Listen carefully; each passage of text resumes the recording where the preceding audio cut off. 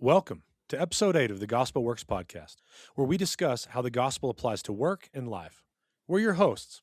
I'm Aaron Giesler in Albuquerque, New Mexico, and this is my good friend, colleague, and fellow partner in crime, Josh M. Hey Aaron, how's it going? Good, man. What are we talking about today? We are talking about what it means to know stuff. The life that we live now, what we think of as normal, is not, historically speaking or biblically speaking, normal. No, it's not at all. I think we Yeah. we live in the information age, I believe. And the social media age. And I was just thinking That's the disinformation age, sir. and miss, ooh, a travesty. Yes. But I was remembering this new book.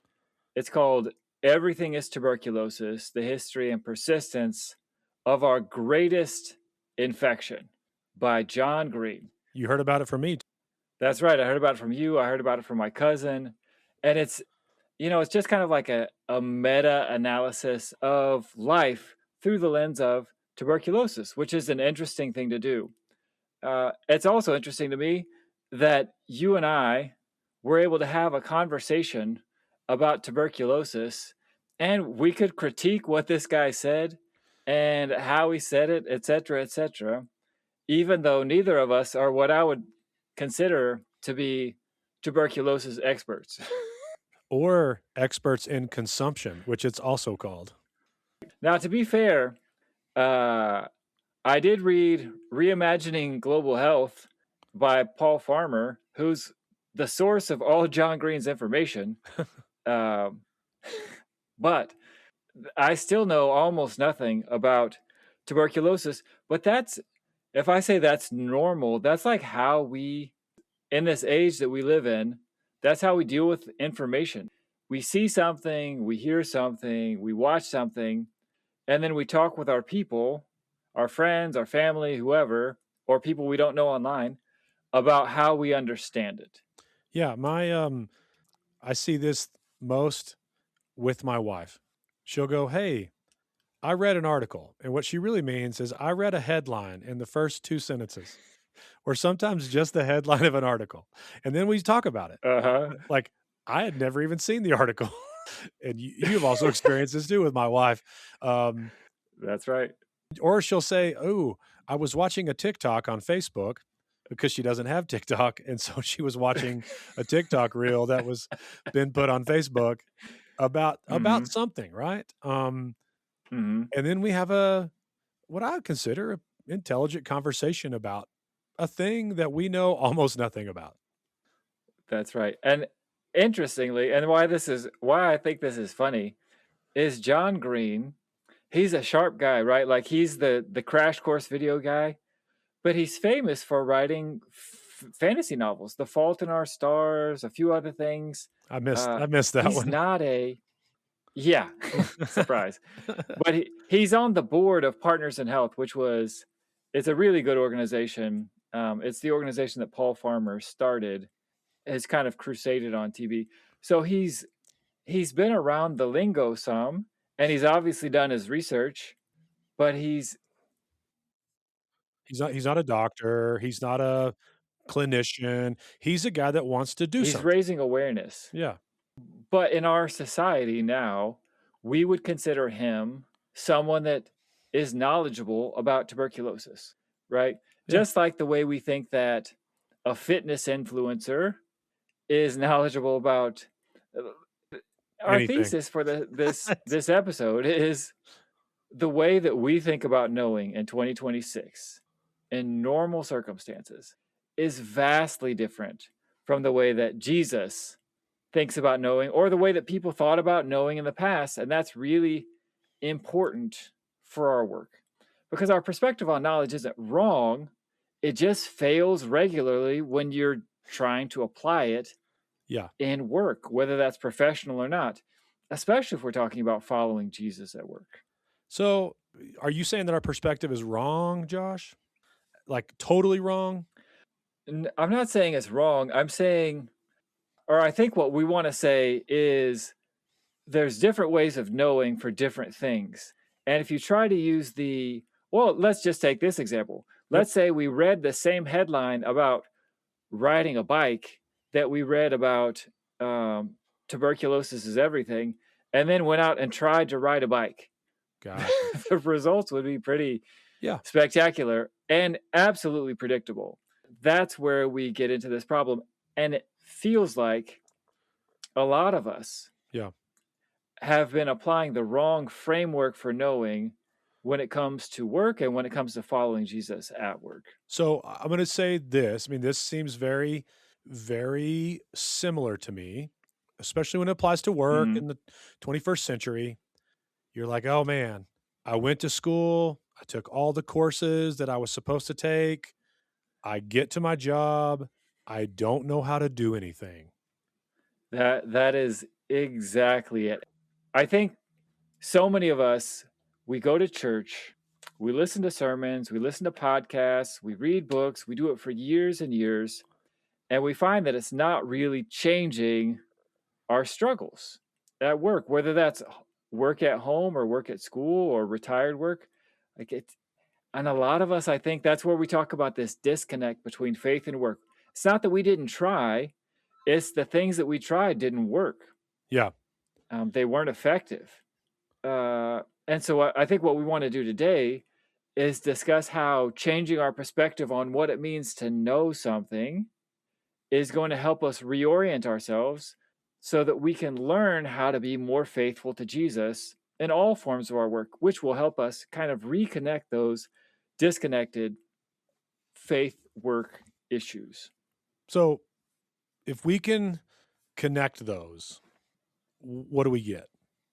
I mean, what's this promise, right? Like if you What's in it for me? what's in it for me? I mean, come on. It's my favorite person. How is he going to benefit? Yeah. I think you can't start to improve something that you're not doing. Okay. You can't if you're at the back of the bus, you can start moving towards the front of the bus. But if you're not on the bus, you're not on the bus. There's no moving up. I think if our faith and our work is disconnected, then talking about improving how our faith is applied to our work makes no sense. The first step is connecting those things in practice. And then we can talk about how our lives can be changed and the lives of our friends and coworkers, our families can be changed by our faith in Jesus Christ. But first we have to connect the faith to the work. All right. So what you're saying is, do you really want to get better at faith? And do you really want to get better at work? And what we're saying then, what we're going to explore over the next few minutes is how to really do that. And it's going to be a little different than how sometimes in our 21st century culture, our information, disinformation, misinformation, influencer age, how it is thought that happens. Right. And Yeah. also, in the guise of maintaining our lippy of at least one, I will say caveat emptor, Mm, buyer beware. The theory of knowledge is really, really complex. And it's really personal. Like everybody knows things differently. It's hard to talk about in a way that doesn't seem like it values some ways of knowing more than others. yeah. And you and I, Aaron, we're we're dilettantes. Like we're beginners. Um, we know something, but we don't know everything. So everyone is engaging in this conversation and listening. Keep your thinking cap on.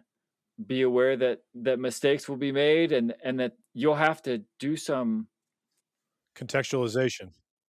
contextualization in order to make everything kind of fit with the way that you think about the world, because the way you think about the world is different than the way that I think about the world and the way that So basically your caveat is this, Josh. If you want to really know that you know something, you can't just be told. You've got to think about it and really know it. the bumper sticker is insufficient. Oh man. The the first rule of recursion is you must understand like of learning recursion is you must understand you must know recursion. That oh, shoot. So, it's not the guys, Yeah. well, I mean, also what we're saying though is it's also like be thoughtful. It's really hard if you're gonna try to put together an overall theory of learning. We're not going to try to do that so Yeah. much as talk about what works because that's really what we're Yeah. like. Yeah. So how do you know you've learned something, Josh? There's a lot of ways. We're not trying to be comprehensive, um, but I think one of the things that we can see that's really common today is the idea that if I can discuss something confidently at the same level as the people that I'm discussing it with, that I understand it.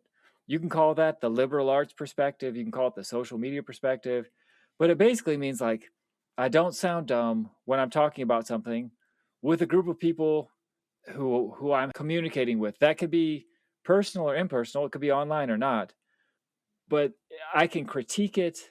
I can say something that's interesting about it. Uh, I can even have an opinion. Yeah, I can have an opinion about it.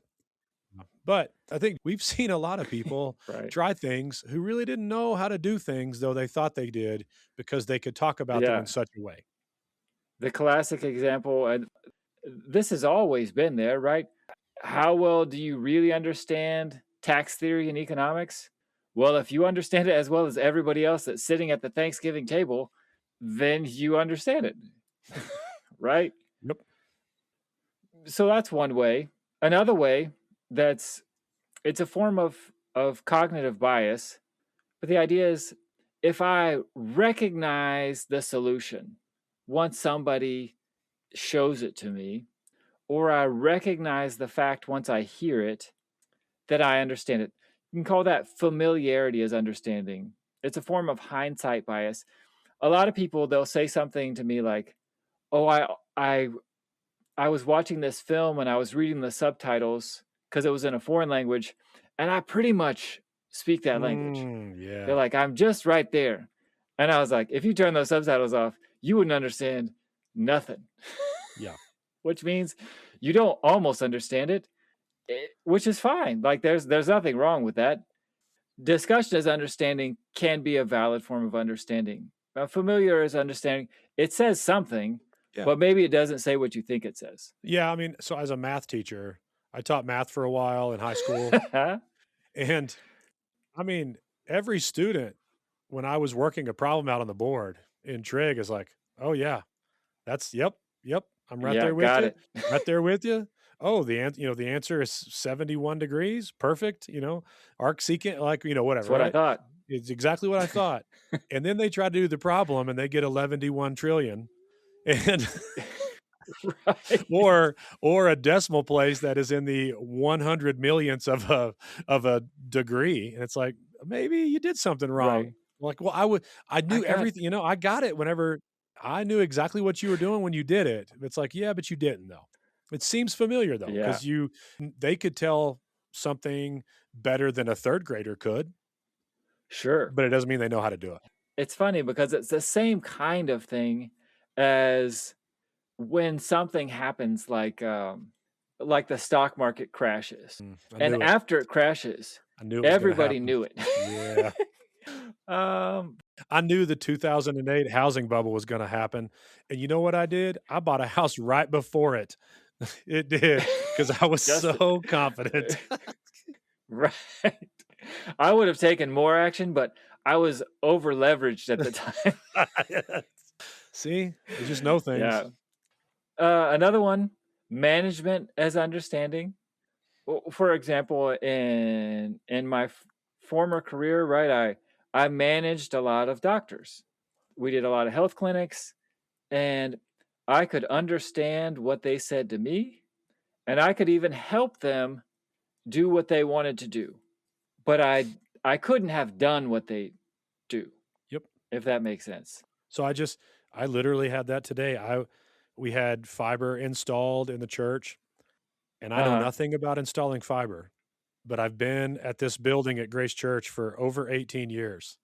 So I'm like, "Hey, maybe Mhm. put it here, maybe do this, maybe do this other thing," and they're Yeah, but, and you're like legitimately helpful. yes, and it was legitimately helpful, and then when it comes to installing the fiber, like, I just sit back and go, That's cool," you know? Hope that works. Yeah. Management as understanding can obviously be good or bad, just like any of these. Like you could have, we've all worked for guys Mm, who managed something that they did not obviously understand, right. and they made everything much harder than it Yep. had to be. Yes.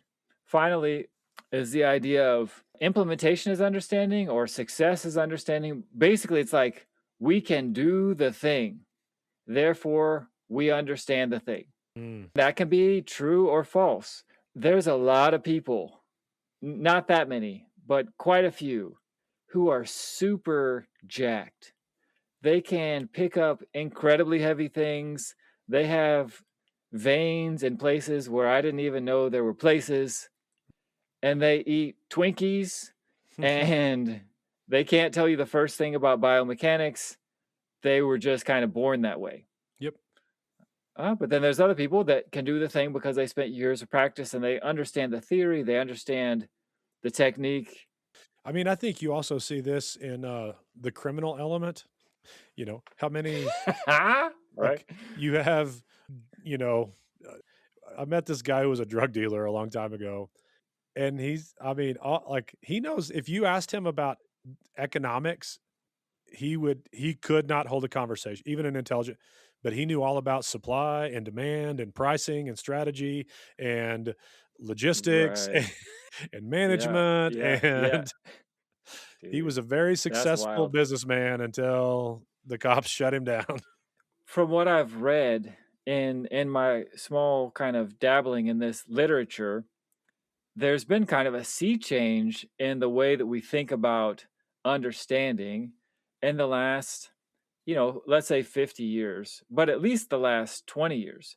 So one of the more recognized thinkers now is this guy named Harry Collins, and he developed this model which you'll love. Uh, he says, okay, there's three dimensions of expertise. There's one, and this one I really appreciated because it supported the normal person, right? Because a lot of times we think of expertise or understanding as something that people with college degrees do. And what he said was that's actually not true. That's one kind of element of it is something strange or normal, but it takes expertise to cook good mashed potatoes Yep. or to roast a brisket or to speak your native language. You can't say, oh, like it's you can be an expert in Russian if you're an American, but you can't be an expert in English if you're an American. But if you're Russian, you can be an expert in English, but you can't be an expert in, like, you can't have the same Mm. thing be different for different people. So Yeah, that's yeah. cool. Um, and then he says this other dimension, your ability to talk the talk. There's the social knowledge that's embodied by this group of experts and the subject. This dude's a cool dude in some Yeah. way. He's a sociologist, but his whole thing was he loved gravity wave physics and he wanted to be able to say that he understood gravity wave physics. So the third dimension of this model that he created was accomplishment. And for him, accomplishment could be either doing the thing or talking about the thing so well that no one could tell that you didn't know what you're talking about. Mm. So you'll remember from the movie and from World War II, right? This idea of the imitation game, right? It was Alan Turing, the computer science guy, who broke the Enigma encryption machine that the Germans were using. And he came up with this thought experiment. It was later, but he said, if an artificial intelligence can, via text message, communicate with a human, and the human can't tell if it's a human or a computer, it's an intelligent. You have to consider it as intelligent. Well, this guy, Harry Collins, he said, well, if I can talk with a gravity wave physicist and they can't tell the difference, even if I can't do a lick of math, I can't calculate if I can talk about it well enough, then that's the same thing. That's accomplishment, right? That Yeah. I am an expert. And so he did it. He did something like 500 hours of interviews of gravity wave physicists. Mm. And then in a 3-person panel, they interviewed him and another gravity wave physicist, and they couldn't tell which one was the fake. So, so he proved that the ability to talk about the thing is the same as the ability to do the thing. See, that is my favorite because I know a little bit about a lot of things. That's right. So, in And other words, you're a yeah, universal expert. I mean, and I have a weird memory where I remember certain things really well, and it's usually what people say. Uh-huh. Um, Right. and so I can talk about things in a way that makes me seem like I know a lot more about them. If you can avoid talking about the things that make you sound dumb, that's an expertise. Yeah. And at the same time, he'd say, if you knew how to do all the things, if you were a self-taught gravity wave physicist, but you'd never interacted with any of the other people, then you wouldn't be an expert because you wouldn't know the way that the cool kids talk. So it's the same thing that we were talking about a few episodes about. Like, you can't define cool. You can't define how gravity wave physicists talk, Yeah. but if you hang around them long enough, you figure it out. I saw this when I was writing my thesis on youth mentoring. And to do that, it's called community development. And so you had to learn a whole nother language of jargon of that community development. If you wanted to talk to any expert, if you wanted any like youth mentor person to talk to you, you had to learn that, or else they would just be like, "Oh, you don't know anything." That's right. And that's the way tribalism works. That's the way human community works, is we form our own specific jargon, our own specific language, and then by the way people talk, we we understand if they're a part of us or if they're different from us. It's something that as Christians we've often struggled with because we create this kind of internal language that doesn't communicate very well, but we're supposed to be externally focused in a lot of ways. And so that creates a very appropriate tension for us. If that's what it means in 2026, or if those are ideas about what it means to know things, I think it's appropriate to say, if if you're doing work, how successful are these paradigms at helping you in your work? Yeah. Is the learning and the understanding that you get from these different types of paradigm, are they equally valid? Whew. Especially in the information age. Well, let's just say if you worked in management, well, then having a managerial understanding is probably super, super helpful for you. Um, but if you are educated in college, and that education is very, if I say managerial, it doesn't focus on solving world problems very much. It's not super hands-on for a lot of people in a lot of degrees. You come out and you feel like you can't do anything. It's not true that you can't do anything, but you don't know how to do the thing. So that theory of learning doesn't work for people that they have to get the thing done. That's not very helpful. Same Yeah. way, being able to talk about the thing is great if your job is influencing, Yeah. or if your job is commentating or podcasting or politicking, or if you're a liberal, if you're an English professor, being able to critique the thing Yeah. is great. Not very good if you're a farmer or a plumber, or if you have to actually cook a meal. Like saying, hey, those mashed potatoes didn't taste great takes uh, a lot less, let's just say that, than making good mashed potatoes. Yeah. And I appreciate a good mashed potato more than I prefer a good critique. So, and I think even the way we talk about college, like, describes this. It's like, you hear people say like, "Well, college doesn't really teach you how to do your job. College just shows employers that you can, like, learn stuff and play the game and follow stupid rules." Like, that's I mean, Right, we even admit it. Hey, right, college doesn't teach you how to do the job. The job will teach you how to do the job. It just shows that you can do the job. right. Or we say something like college teaches you how to learn. But it's interesting because that, again, that learning is embedded in a paradigm of knowing. And the paradigm of knowing is, oh, I know how to answer questions on a I test know how to do yeah, I that know how to are do schoolwork, not real work. right. And that's a key difference. If you look at regular work, Whether that's raising a kid or cooking a dinner, figuring out what the problem is 90% of the problem, Yeah. and solving it is really only probably once you know what the problem is. If you think about working on a car, it doesn't start.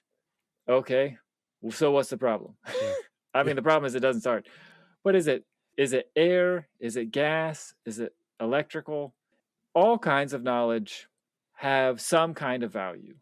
I think what we're saying is if you're not achieving the success that you'd like to achieve, or if you're feeling like your the learning and understanding of your faith isn't applying to your work, maybe these paradigms that you're using consciously and unconsciously are not the right right, not the most helpful paradigms. Yeah. They're not getting you what you want.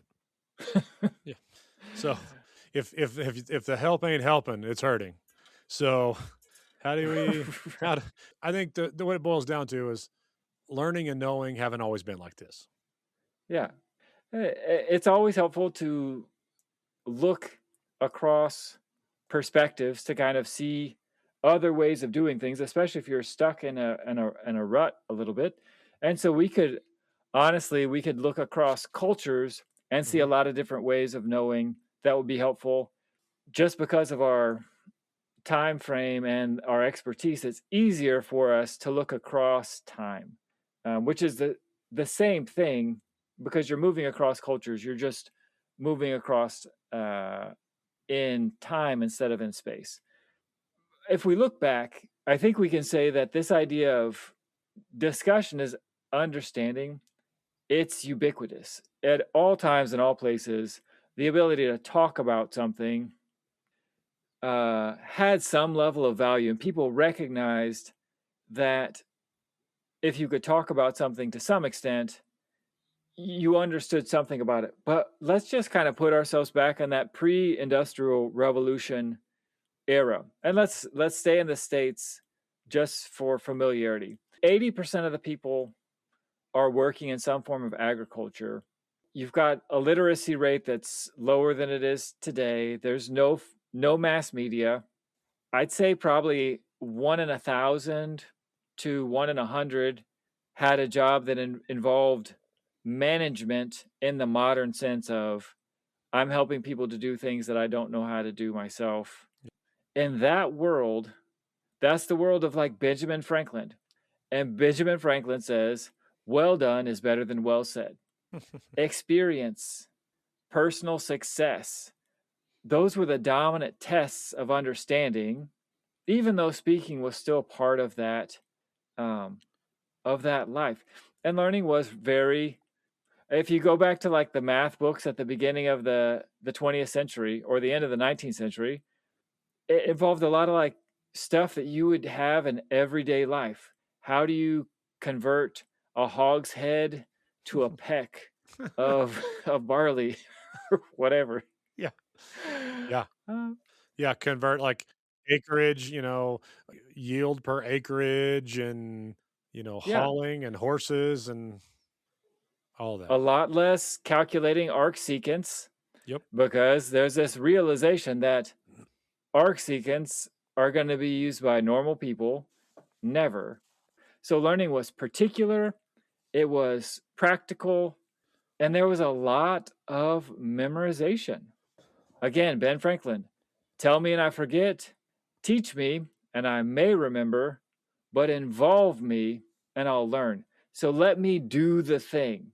That's even if we remember what our grandparents and great grandparents, when they talk about learning, they're not talking about book learning. They're talking about, well, what they would call probably real learning. Yeah. Yeah.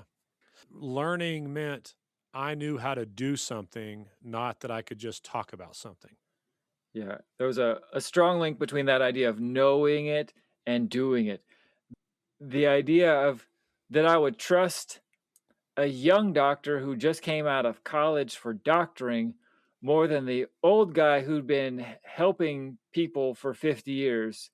It made no sense. That's why the elderly tended to be accorded a higher status and great wisdom because it's like if you've survived in this hard and difficult world and you've done the thing, you must understand it. Yeah. So where do we see this today? Well, it's still there. You look at those influencers that are skill based, like you see the musicians that are showing people how to play the bass or to learn how to sing. Those guys, the gamers, there's nobody that talks about theory of gaming that I've seen. Like those guys are saying, this is how you beat this level of this game. Yep. And I'm an expert I understand this game very well. Yeah. The YouTube content creator that shows you how to fix a car, you know, drain your water heater. Very much, it's not theory of water heater draining. It's like, here's how to hook up the hose and turn everything on, and here's what to do if it doesn't work. Yeah. Here's how to cook this meal. Yeah. We also still see it. It's kind of been on the slide, but it's coming back now. The idea of apprenticeships and trade schools, those in general talk more about the ability to do the thing. The apprenticeship is the John the Smith says that Caleb is ready to be a blacksmith and puts his reputation kind of on the line. So very personal, very practical.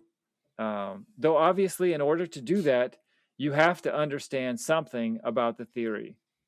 So, I mean, we see it happens today. Like, I mean, it's Right. still happening. It did happen before. In Right. work, I mean, you don't have a you have a performance review at work. You don't have a can you talk about Right. your work review? You Right. know, That's what exactly right. what did you get done? You know?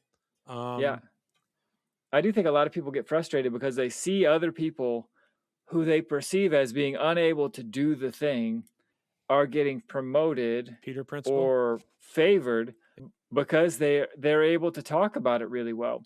And Oh, I think that's just something to acknowledge in a job or a profession where outcomes and skill are more disconnected.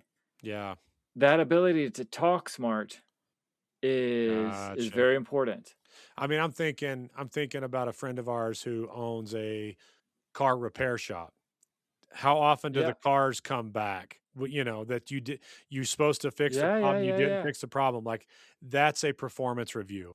I think a lot of times, like you Yeah. see but we also see, we have researchers that go to Grace, and their performance review really comes down to how good can you talk about what you did, not whether you had, not what, like, not how good did you do.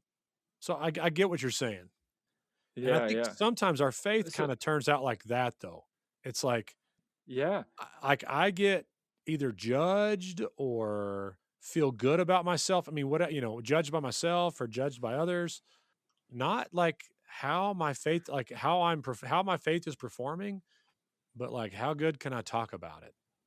Yeah. Since the almost the beginning, faith has been judged by how well people speak. You go back to Cyprian, and you go back to Justin Martin or Tertullian, and they're having bigger congregations, and they're seen as more successful, not because of their better um, living out of the faith, but because they were really smart and really well spoken. And if you look at again that kind of pre-industrial era in the United States, you know, Jonathan Edwards and George Whitfield and those other guys, I think they were great guys in a lot of ways, but they didn't get famous because of Their piety. their good works, their piety, their prayer life. They got famous because they were great speakers. Yeah. I think that's still. I don't know, Aaron. What do you think? How are people learning about their faith in these days? So I think it has diverged a little bit. It's not just about how well you can speak, though that is still very prominent. It has Hmm. also shifted to how well you can present yourself on some kind of social media. Right? Yeah. Uh huh. You got it all together. I do. Every time that camera's rolling that I'm shooting, I've got it all together. See, and so, you can carefully curate your persona, and even if you can't speak super great, there are some, faith leaders who aren't the greatest speakers, but man, oh man, they have a great social media team. Aaron, are you suggesting that people can't know about my faith in Jesus Christ and the quality of my spiritual life by listening to this podcast? Yes, that's exactly what I'm saying. All right, fair. 100%. That's fair. That's true. That's true, guys. Sorry. Yep.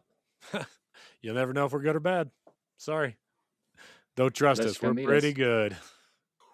Well, so there's a verse that goes around this that Jesus talks about knowing, um, and knowing has to do with doing.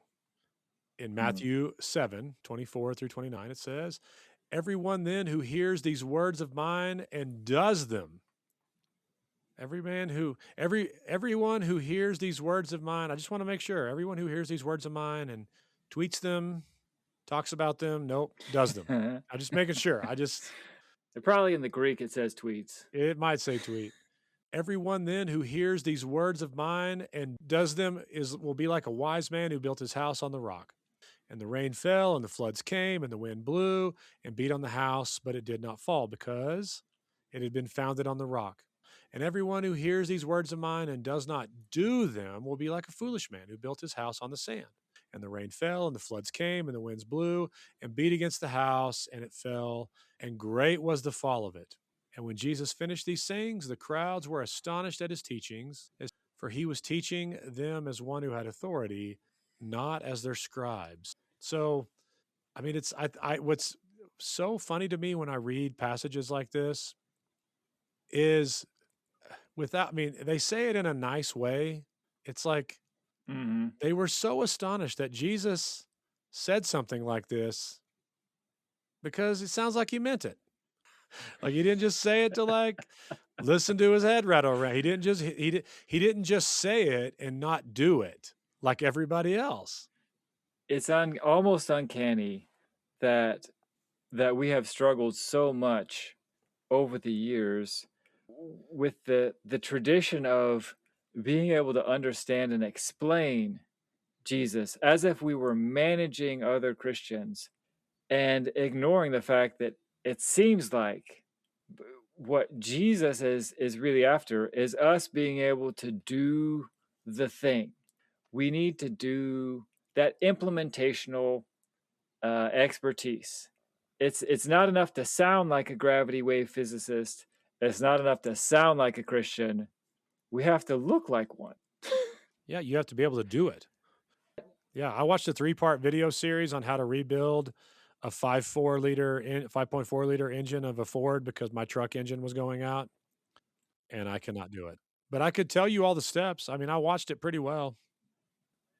I think that's the point. And that if we accept that as our foundation, following Jesus is doing the thing. Following Jesus is a skill. Well, that has to change the way that we think about knowing, because a carpenter can't know how to hammer a nail if he has to go look up how to hammer a nail every time. You have to, there's an element of embodiment, there's an element of memorization, there's a really our particularity to it. Like you can't be a universal expert on work. You can be a good carpenter, or you Yeah. can be a good sheetrock guy, or you could be a good you could be a great cook of French food. But to be good at everything is not really possible. And I think the inverse, though, is not true. A carpenter can know a lot of theory and be a really good carpenter, but Yeah. you can still be a really good carpenter and know none of the theory. If I were to talk to a carpenter about force equals mass times acceleration, and the guy doesn't or the gal doesn't have a good formal education, might know none of that. He Yeah. knows, though, if I get a bigger hammer, I can hit it harder. I know if I swing the same hammer harder, the nail's gonna go in faster. He just Yeah. knows. Yeah. One of the best books that I read last year was by Alan Kreider. It was called The Patient Ferment of the Early Church. And he's talking about how the church before Constantine kind of lived and worked. And then he's Anabaptist, so he has a little bit of a slant there. Uh, but he gave just a lot of direct quotes from those early church leaders.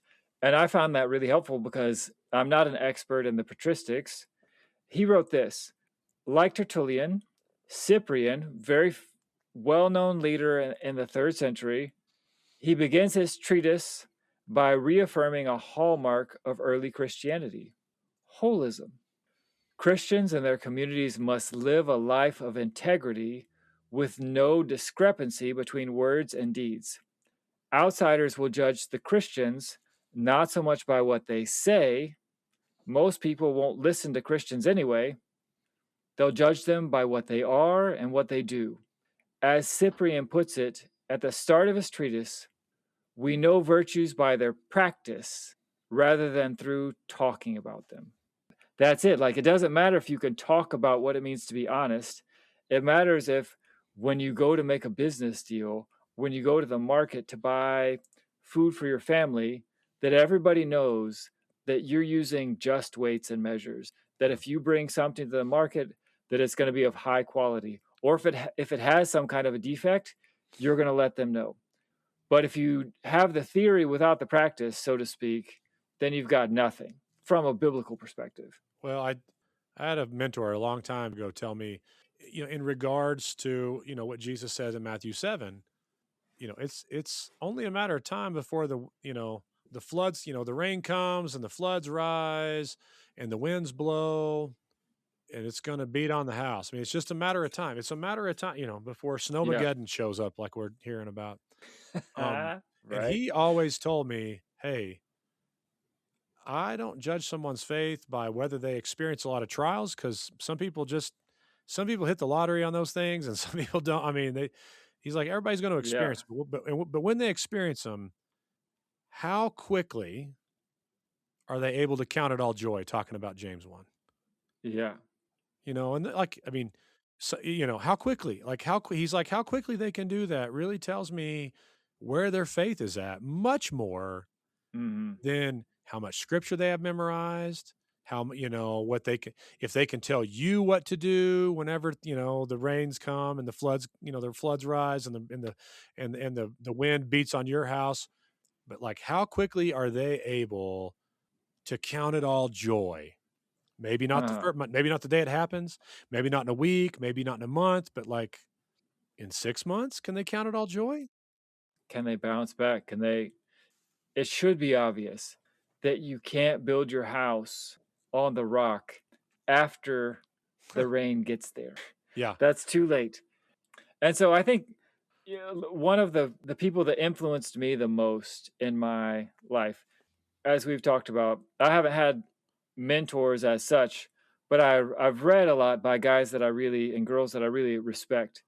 And Leslie Newbegin spent 40 years in India building up the local church there. And then he came back to England and he really wrestled with the way that the world was changing and the way that people were viewing education and learning, and how the gospel needed to impact and influence the way that we looked at those things. In his book, Proper Confidence, Newbegin writes, "We have to learn by the actual practice of living with the Bible how and in what ways God speaks. We have to learn to learn and inwardly digest the Bible, taking it wholly into ourselves in a way that shapes the very substance of our thinking and feeling and doing. It's less important to ask a Christian what he or she believes about the Bible than it is to inquire what he or she does with it." And you can get super kind of heady here and talk about the difference between theory and practice and how that's kind of a weird paradigm. And you can talk about the problems in complex systems of knowledge and all that stuff. And it's interesting. But to me, where I see this played out in scripture is the question that the early church, that Paul's asking to himself when he's saying, hey, when you're looking for people to lead you, when you're looking for who is qualified, like he does in 1 Timothy 3, he doesn't say, you need to find the people that can talk about the faith really good. You don't need to find the people that have a really nice put together image on face papyrus or whatever they would have. Face vellum. Oh, that's bad. That's right, face vellum. He says, let's look at the life of the person. Are they above reproach? Are they hospitable? Are they respectable? Do they have self-control? Are they able to teach? That's one thing. But it's in between hospitable and not drunk. So it's not the first thing, it's not the last thing. It's obviously not the best thing. And one of them is just like, don't drink too much. Like, so can you just not do Right. that? Yeah. Hey, is he beating people up? Is he greedy? Like these kind of questions. And those are not questions, they're Those aren't questions of knowledge. They're questions of practice. yeah, they're questions of practice, but they're also questions of Yeah, they're character questions. I remember when we were in seminary, when you start learning Greek and you read about, oh, how scripture, how especially the New Testament was written and put together. And you're like, mhm, oh my gosh. mhm, And then and then as a believer, you read it and you're like, oh my, like this, just things just click. And uh-huh, I wanted, my mind was like, if I could just get people to understand this, they would come yeah, over to my view. Like if I could just get them to know what I knew, I just remember hearing Dr. Wallace in a chapel talk about the uh, the Jesus seminar, or hear Dr. Bach talk about um, what's the misquoting Jesus guy, or the Bart Ehrman Bart Ehrman. and those guys. Yeah, Bart Ehrman. He's the scholar, right? Yeah. Yeah. And then you hear these guys, the Jesus Seminar guys, Bart Ehrman, Mhm. and they have forgotten more about New Testament Koine Greek than as a seminary student who takes a lot of Greek will ever learn. And you're like, oh, so they know a lot. Like they are an expert in Koine New Testament Greek. They are not experts in Christianity Yeah. because Yeah. they don't practice it. They don't practice it. They don't believe it. I mean, I think a lot of people don't realize that something like 90% of the people who are engaged with the New Testament at the university level would not consider themselves followers of Jesus. So then what does the church need to do to equip believers to follow Jesus? Where do we go? Well, I've always been told it's Ephesians 4, sir.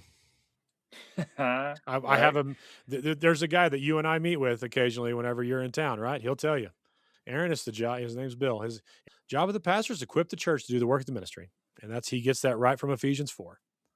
Yeah. Ephesians 4, 11 through 15, and he gave the apostles, the prophets, the evangelists, the shepherds, the teachers to equip the saints for the work of the ministry. And then he'll always add, you are not to do, as a pastor, Aaron, you're not supposed to do the work of the ministry for poorly equipped saints.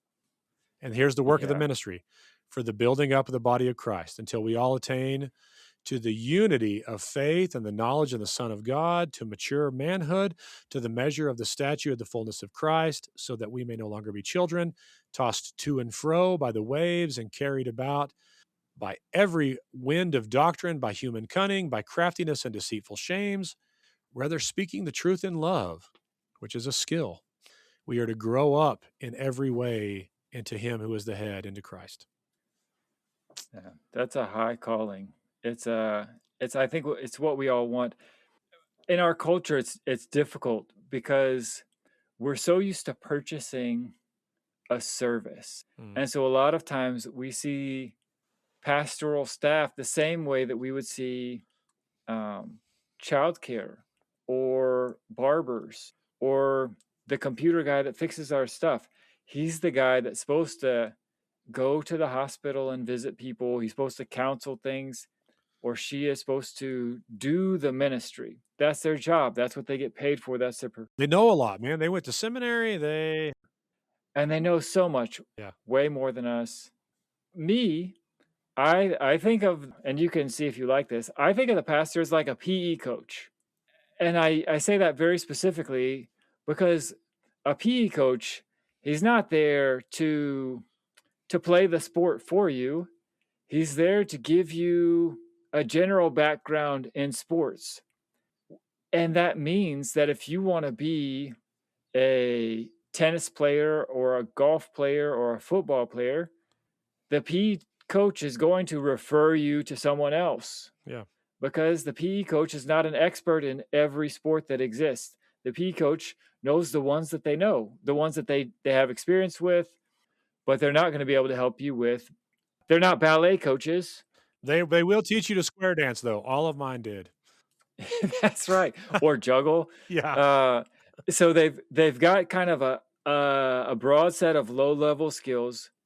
And I think that's exactly what we all need to recognize.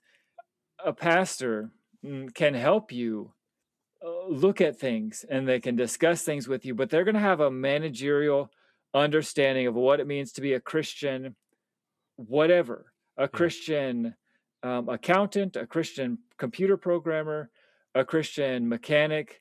If they haven't done it, then they're not going to be the one that's going to be able to show you the way. What does it mean to write a Christian HR document?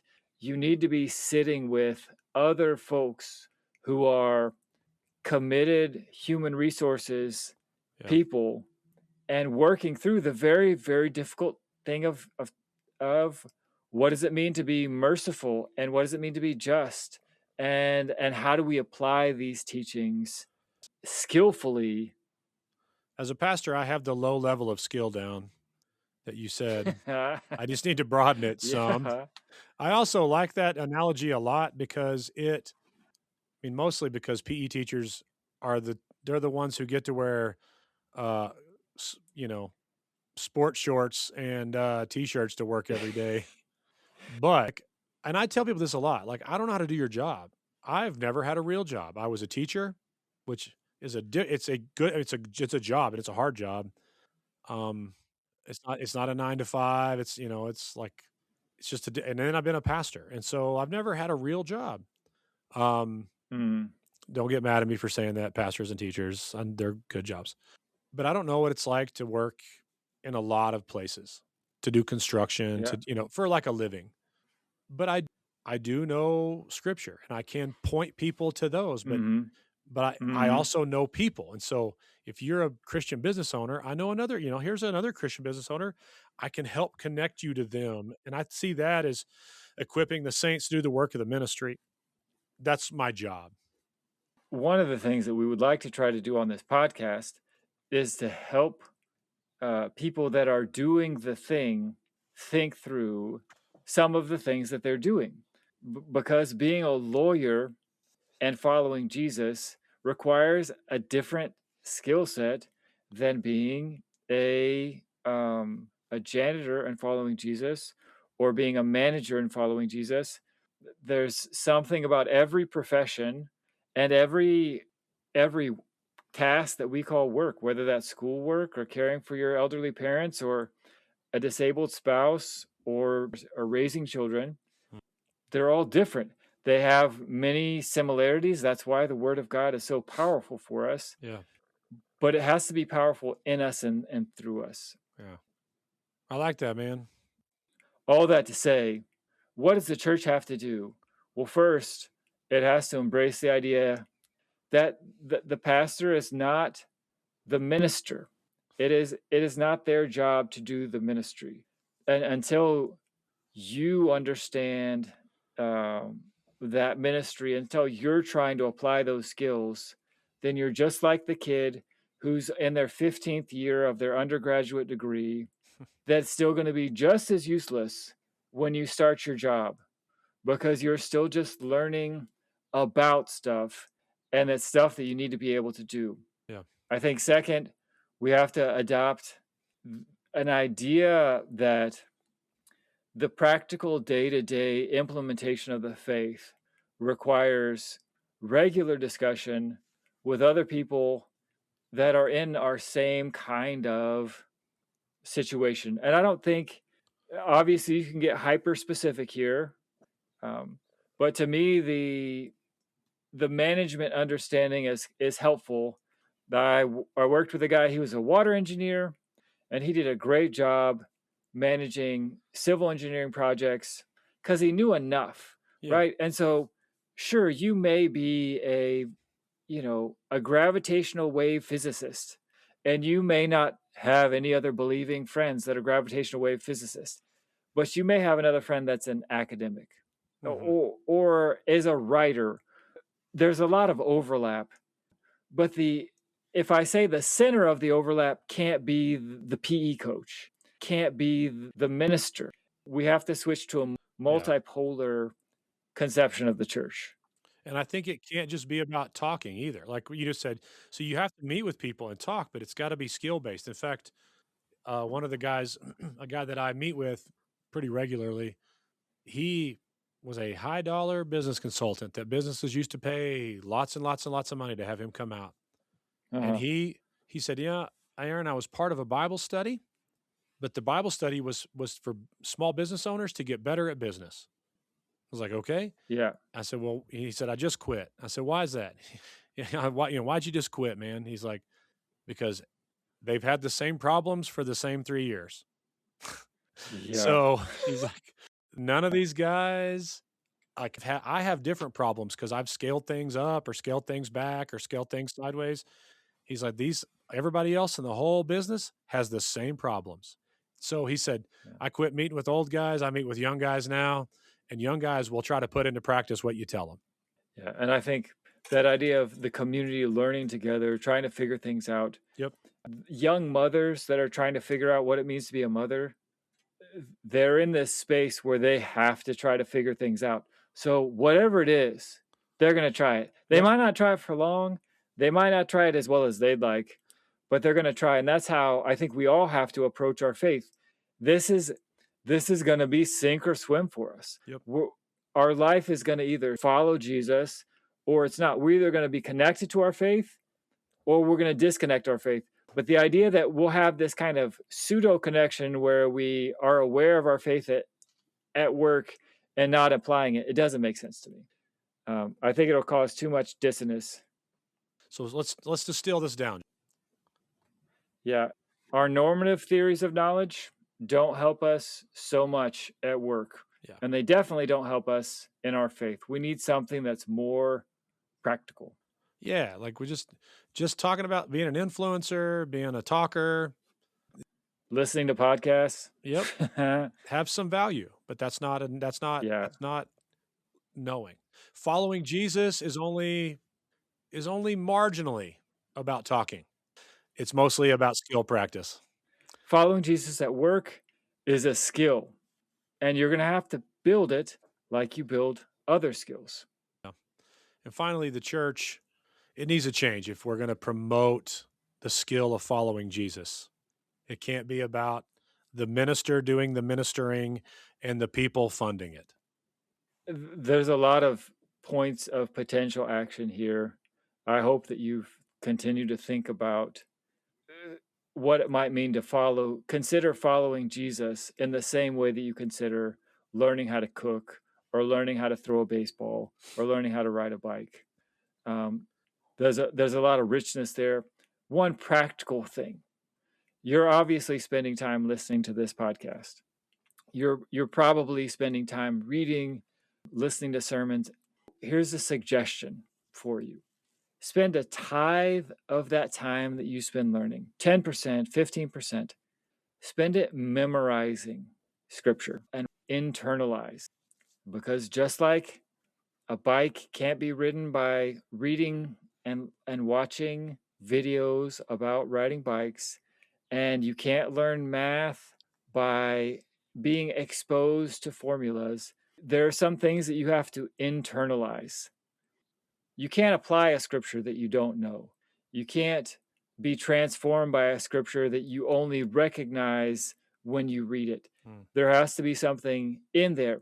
That's something that I've not been good at across my life. But the last 6 months, I've really been trying to spend a third to a half of the time that I spend in my devotional life memorizing scripture. And I'm still not good at it, and it's still hard. But Yeah. just spending that time with it, it means those things come to my mind more often during my daily life. It also means that I have a lot more time to reflect on them as I'm trying to think, which of the people are blessed? Oh, yeah. Blessed are those who hunger and thirst for righteousness, for they will be filled. Blessed are the pure in heart, for they will see God. Like those things are starting to, I think, renew my mind and transform me. And that's what I want to see for all of us. I remember this cartoon and it's four little bumblebees, and they're talking about how devoted they are. And the first one says, "Man, I'm so devoted to Jesus, I read a verse every day." And the other one says, "Man, I'm so devoted to Jesus, I read a chapter every day." And the third one said, "Man, I'm so devoted, I read a book every day." And the fourth one said, "Well, I must not be that devoted because I only try to apply it to my life." Do you remember that, Josh? Yeah. I remember that. That's solid gold too. And if the fourth one wouldn't have been there, that third one would have been looking pretty sweet. Pretty good. Let's be honest, especially in church culture. Exactly. Let's end with Colossians 3, verse 16. Let the word of Christ dwell in you richly, teaching and admonishing one another in all wisdom, singing psalms and hymns and spiritual songs with thankfulness in your hearts. It can't be rich unless it's in you and in your heart. Take that with you. Learning to follow Jesus at work requires face-to-face community and relationships, and we hope you find that wherever you are. And if you live in Albuquerque, man, we would love to see you at Grace Church in the Northeast Heights or in Mesa Valley down in the South. Yeah, thank you so much for joining us. This episode has been all about knowledge and learning and understanding. The next one is the complement to that. The application of knowledge requires judgment, and it's a dangerous necessity at work. So we hope you tune in to us next time. And until then, for Josh, my name is Aaron. This is the Gospel Works Podcast.